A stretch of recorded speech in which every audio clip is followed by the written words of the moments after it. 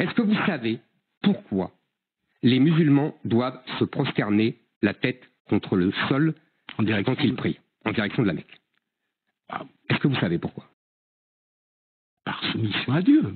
Oui, par soumission et même au-delà.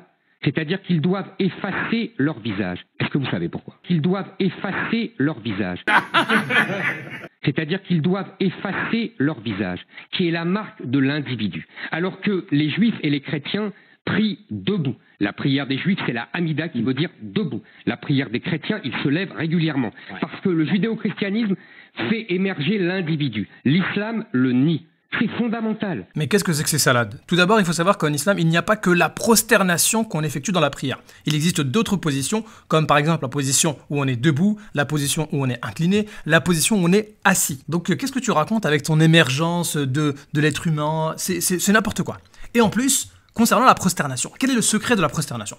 Eh bien, lorsque le croyant va se prosterner, il se met au plus bas et il met ce qu'il a de plus haut, c'est-à-dire sa tête au plus bas, et c'est là qu'il reconnaît que Allah, c'est lui le très haut. Donc, c'est vraiment une preuve de soumission et d'humilité. D'ailleurs, le prophète de l'islam, alayhi salatu wassalam, nous dit que c'est lors de cette position-là que le croyant est le plus proche de son Seigneur. Donc, si t'as pas envie de te prosterner, Zemmour, ou que t'aimes pas ça, bah ça c'est ton problème. Mais ne va pas essayer d'expliquer le sens de la prosternation lorsque toi-même tu ne l'effectue pas. Concernant le fait que les juifs et les chrétiens ne se prosternent pas, mais ça ne nous regarde pas. S'ils ne veulent pas se prosterner, c'est leur problème à eux. Et d'ailleurs, ce n'est pas vrai à 100% puisqu'il existe certains juifs et certains chrétiens qui se prosternent. Et maintenant, si on remonte dans le temps, la majorité des juifs se prosternaient. Regardons par exemple ce que nous dit le Rav Ron Shaya. Il va reconnaître qu'il y a environ 2000 ans, eh bien, les gens se prosternaient dans leurs prières. Mais à cause de l'islam, eh bien, on va changer, on va arrêter de se prosterner. C'est pourquoi, aujourd'hui, la majorité des juifs ne se prosternent plus. Donc là, tu as été complètement réfuté par un rabbin